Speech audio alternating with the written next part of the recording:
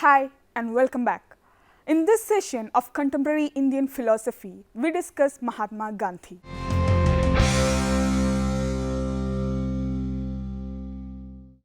Mahatma Gandhi was a visionary in the true sense. He was a man of incessant activity, a down-to-earth person whose greatest contribution to modern thought lies in his insistence that man is fundamentally a spiritual and a moral being, and that society is an association of human spirits. Here in this unit, we will have a brief look into the religious and social thought of Gandhi. Religious and social thought. Mahatma Gandhi was not an academic philosopher in the accepted sense of the term. His aim in life was realizing truth and non-violence in thought, word and deed, and this was reflected in his writing, speeches, plans and schemes. He considered different religions of the world based on truth and love as different roads going towards the same goal. Realization of God is only possible through ahimsa or non-violence and adherence to truth. For him, truth and God were synonyms.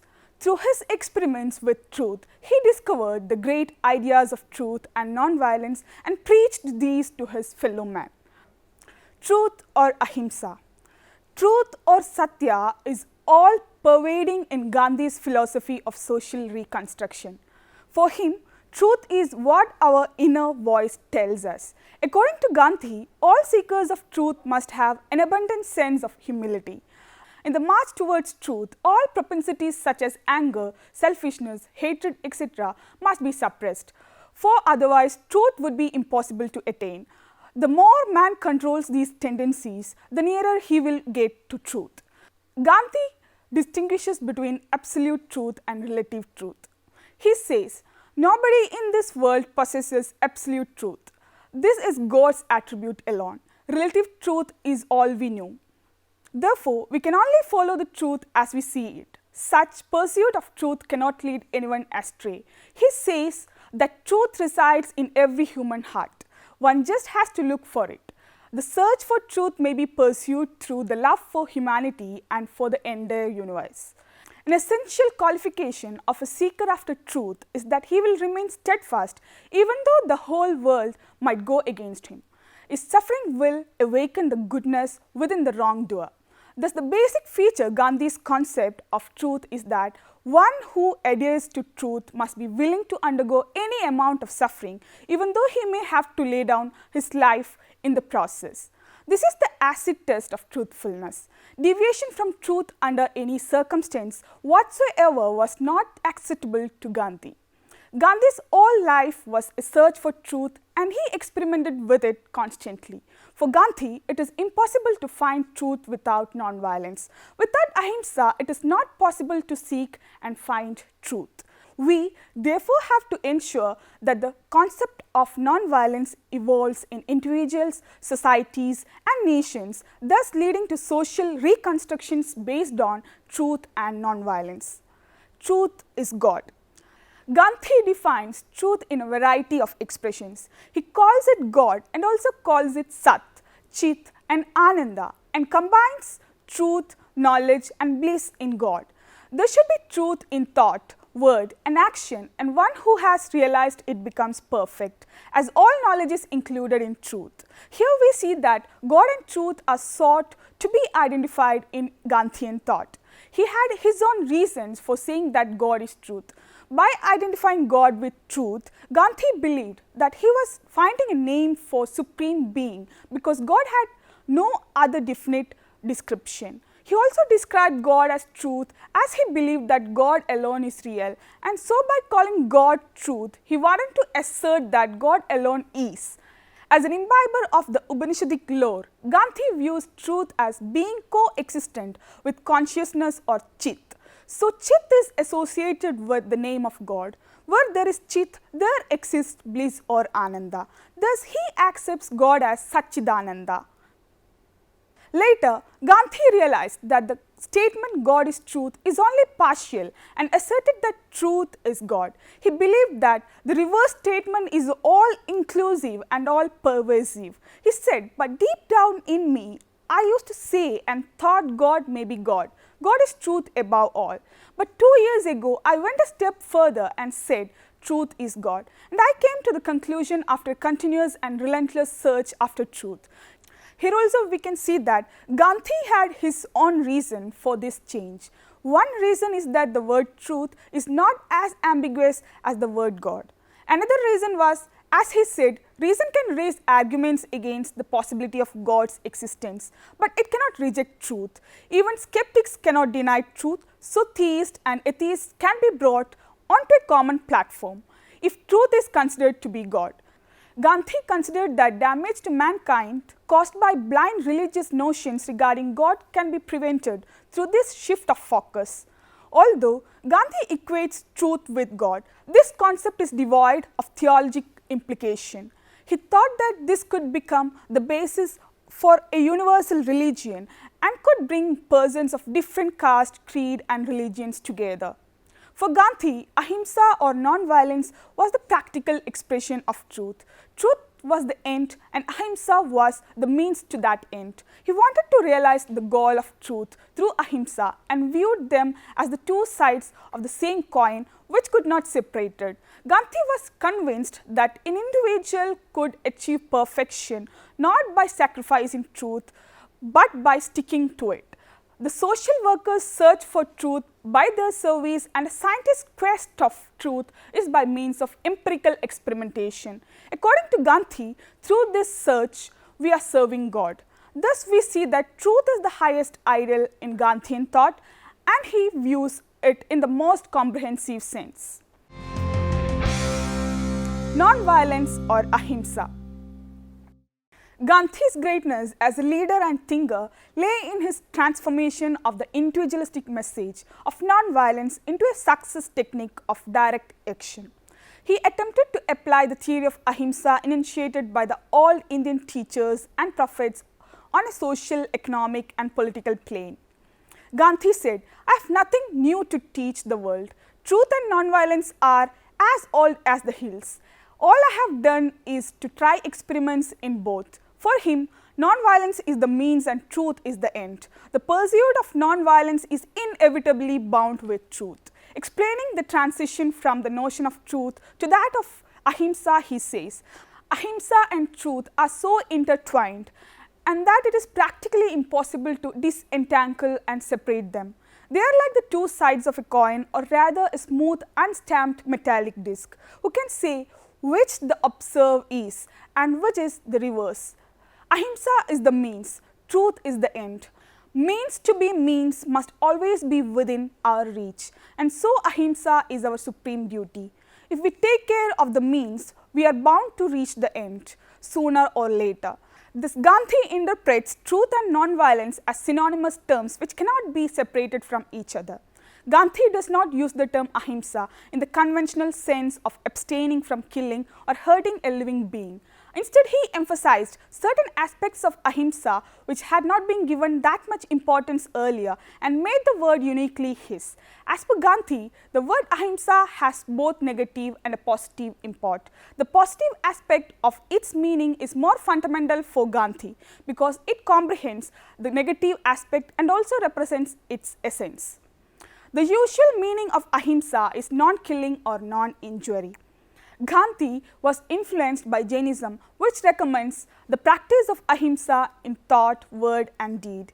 He, however, differed slightly from the conventional meaning and was of the opinion that killing or injury to life can be an act of violence only under certain conditions such as anger, pride, hatred, selfish consideration, bad intention, etc.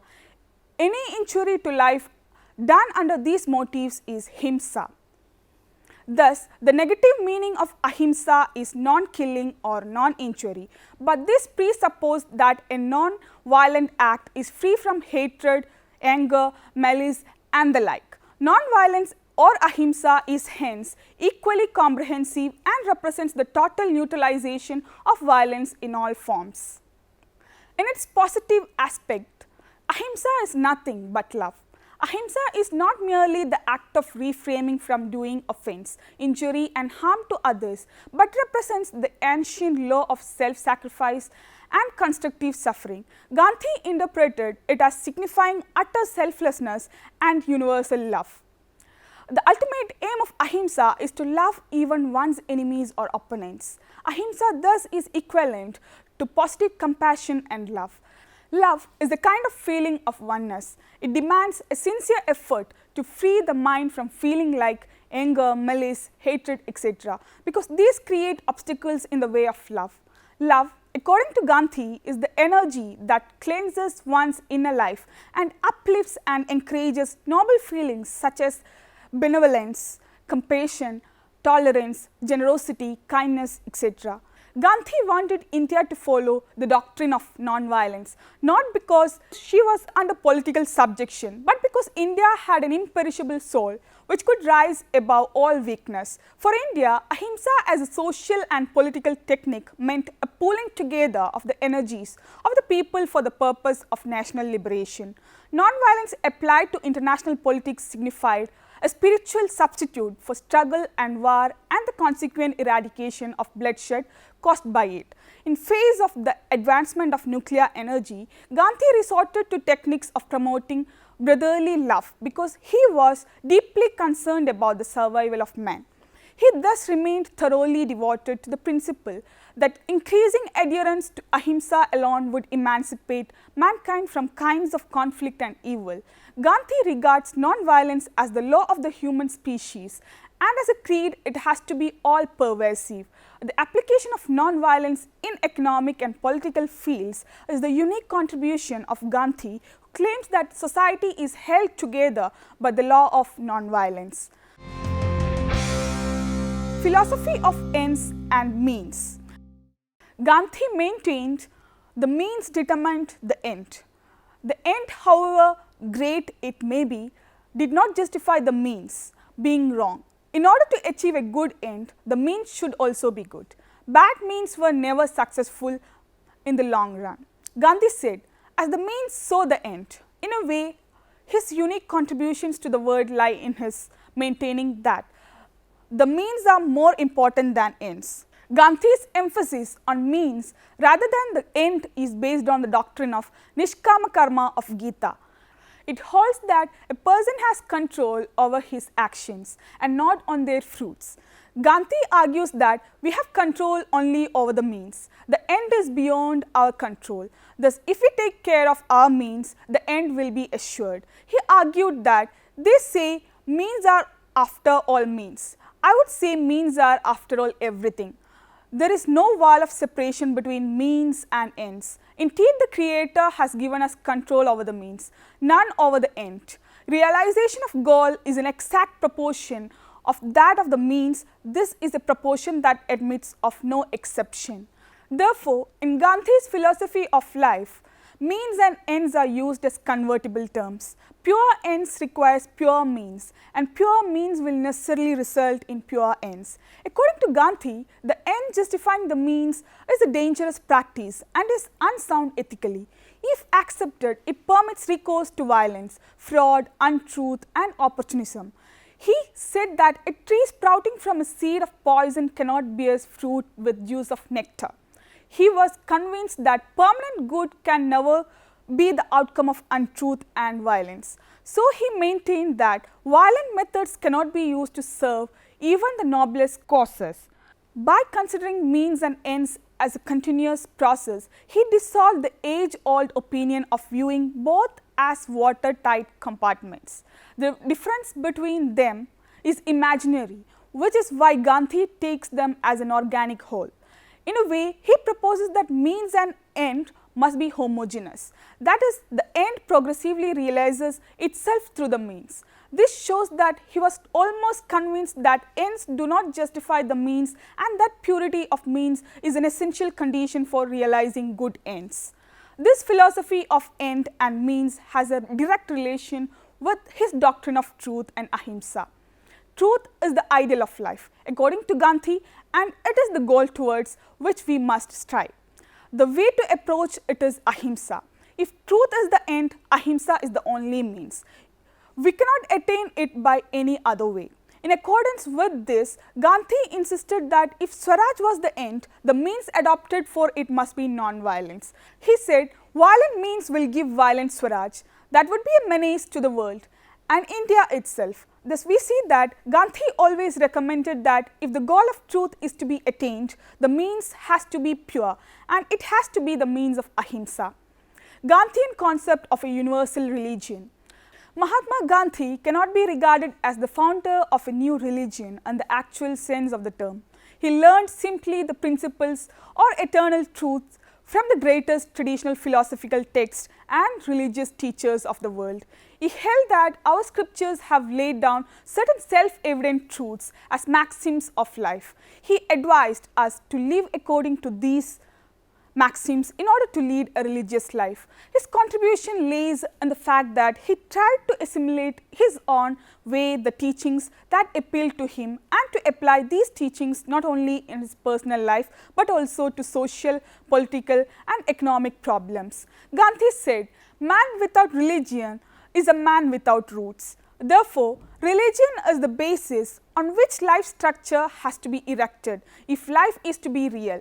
So, he dedicated all his works, social, political and economic, to the name of God. Gandhi inherited a deep faith in religion from his family traditions.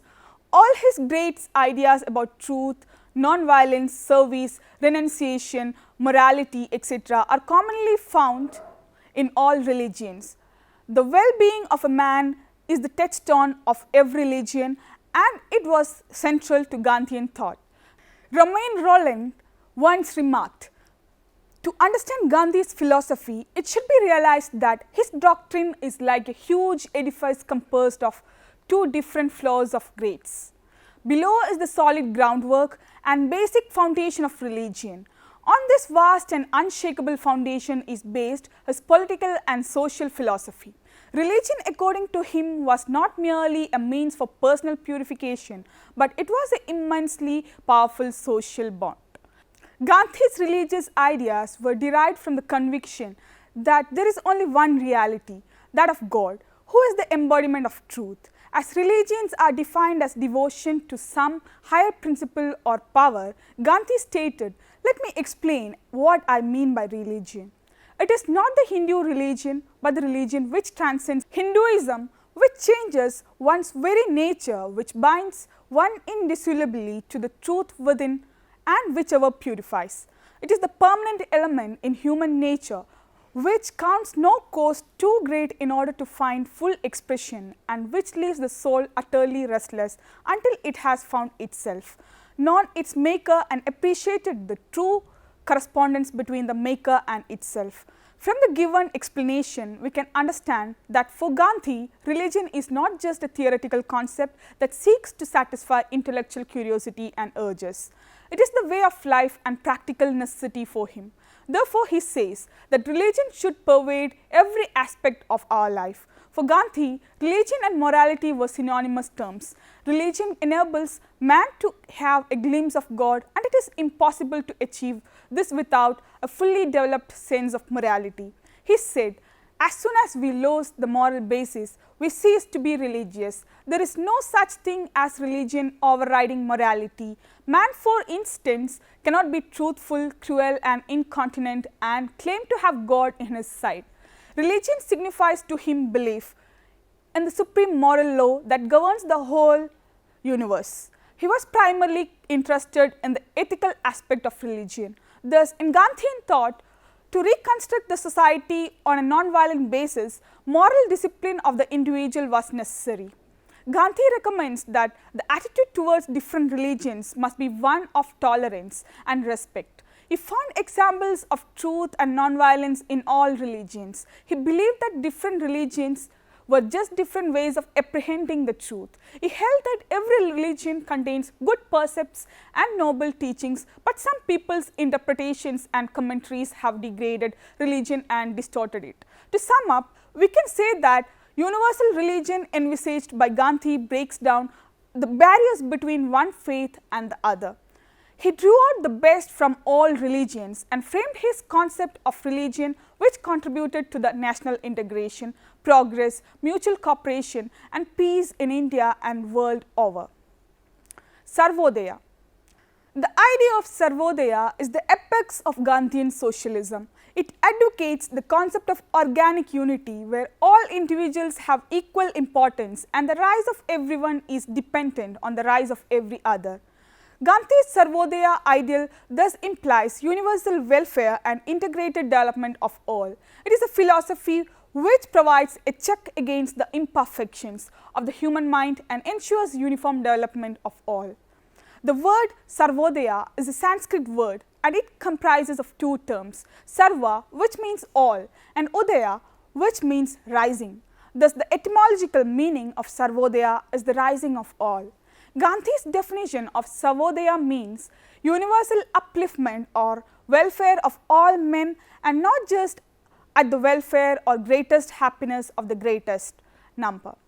Sarvodaya aims not at the rise of a few or many or for the rise of the greatest number. It stands for the good of one and all, of the high and the low, of the strong and the weak, the intelligent as well as the dull. The utilitarian school supports the majority, totally neglecting the minority.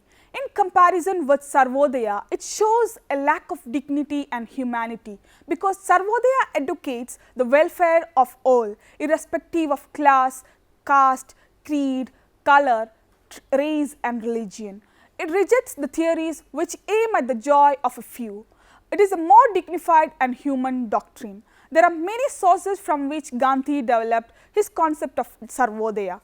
These include John Ruskin's Unto This Last, Leo Tolstoy's The Kingdom of God is Within You, Henry David Thoreau's Civil Disobedience, the Bhagavad Gita, Ishavasyopanishad, Buddhism, Jainism, Islam, Christianity, etc.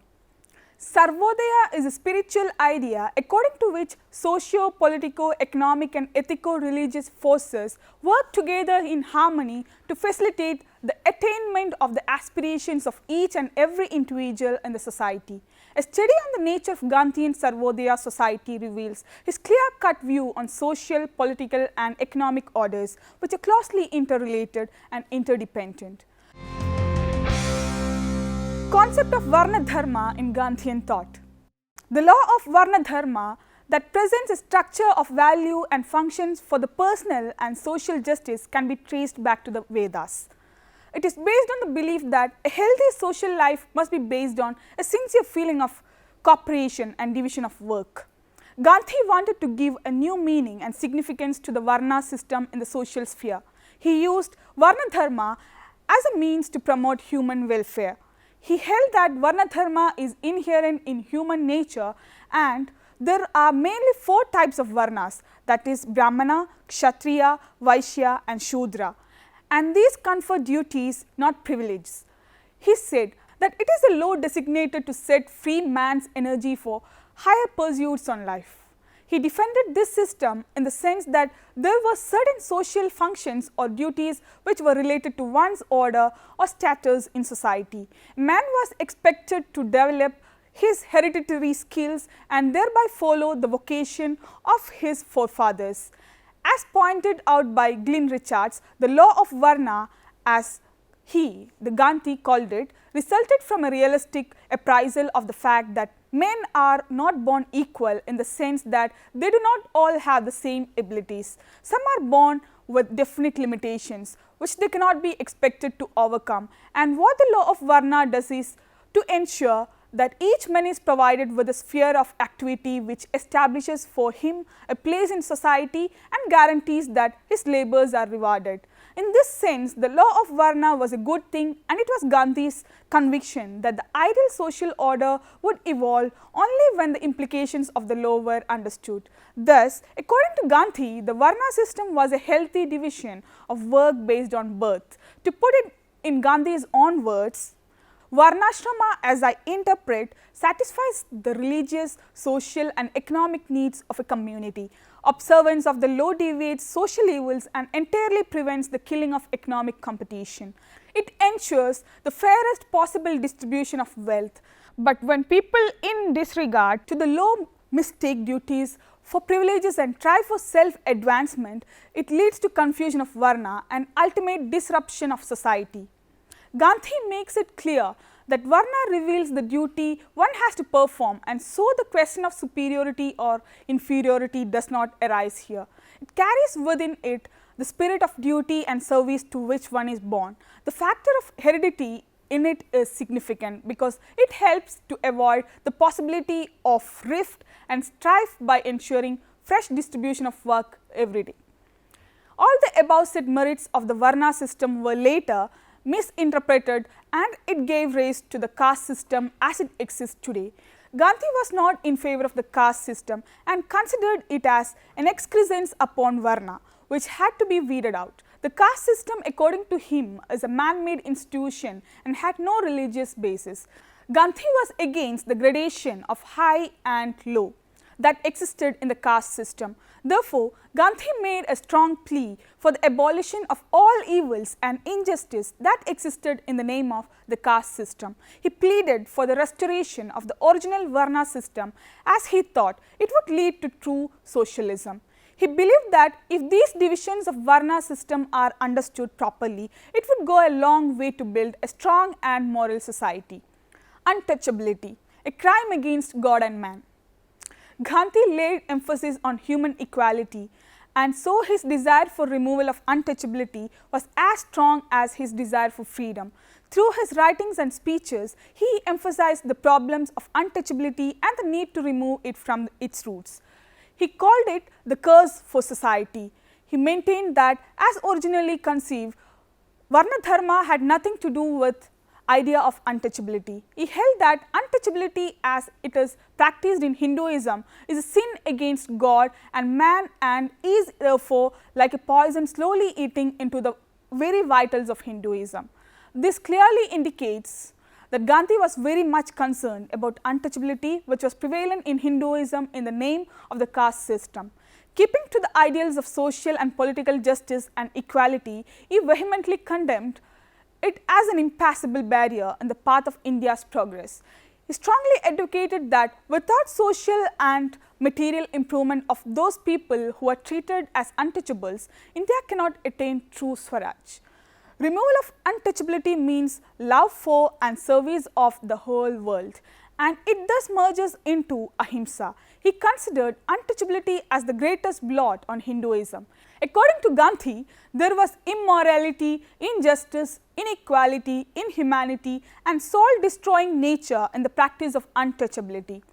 God did not create men with the badge of superiority or inferiority. No scripture labels a human being as inferior or untouchable because of his birth, as this is a denial of God. So, Gandhi, instead of calling these people untouchables, named them Harijan or men of God. To Gandhi, one way of removing the curse of untouchability was to bring about a change in our everyday context.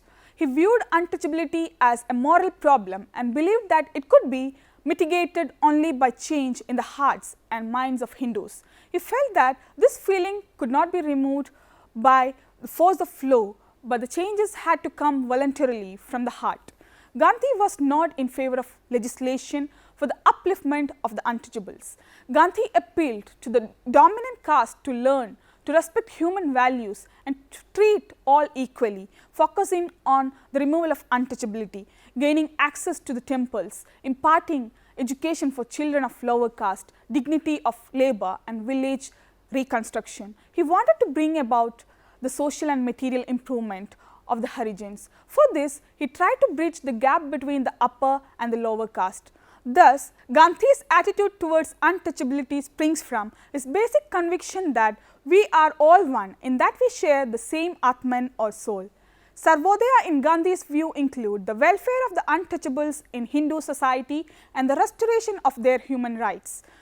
Though Gandhi could not abolish the practice of untouchability, through his efforts, he was to make the practice of untouchability less socially acceptable. Gandhi had great regard for ethical ideals. Truth and nonviolence form the two pillars on which the edifice of Gandhian philosophy is placed. He held that if the goal of truth is to be attained, the means has to be pure and it has to be the means of ahimsa. The social thoughts of Mahatma Gandhi was based on his spiritual interpretation of human nature and society. He launched movements not only against foreign domination but also against all the social evils and atrocities, customs, norms and values which were justified in the name of India's age-old traditions. Hence, some of his important social ideals and programs for social reconstructions include the establishment of Sarvodaya society and universal religion, removal of untouchability, importance he gave to ethical ideals like truth and nonviolence, etc. Before we attend the next unit, please try to answer the following questions. Explain Gandhi's view on Varna Dharma. What are the main features of Sarvodaya? Explain its main differences from utilitarianism. Briefly explain the importance of truth and nonviolence in Gandhian thought. Here are some books of references for you. Religion and Gandhian Philosophy, Manisha Barua, Aganksha Publishing House, New Delhi, 2002. Reading Gandhi, Jolie S.K., Concept Publishing House, New Delhi, 2006. Sarvodaya and Freedom, Gandhian Appraisal, K.M. Ratnam Chetty, Discovery Publishing House, New Delhi, 1991. Gandhian Theory of Social Reconstruction, Parameshwari Dayal, Atlantic Publishers, 2006, New Delhi. Thank you for watching this program. Hope this session was informative for you. We'll see you next time. Until then, goodbye.